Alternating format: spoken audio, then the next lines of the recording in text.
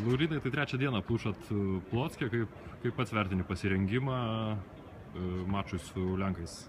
Pasirengimas vyksta gerai, gan sklandžiai, treniruojamės daug.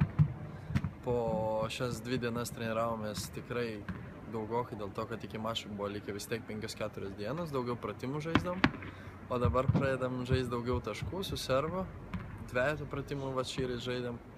Tai, o šiaip pasiruošėsim gerai. Aikštelė irgi labai patinka ir man, ir Richardui, manau, ir Lukui, ir Mantui. Ir arena tikrai yra jauki ir malonu žaisti tikrai. Gali Lietuvos ir gali tikėtis rimto mūšio?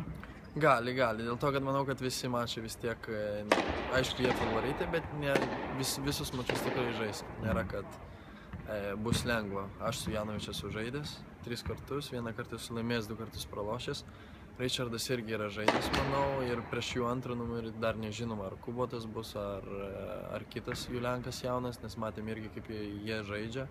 Irgi labai tas jaunas Lenkas gerai atrodo, bet mes esam pasiruošę. Tau pirmą dieną teks matytis su Janovičium. Ar matėjai dabar čia bestiniruojantį ir kokį įspūdį palieka?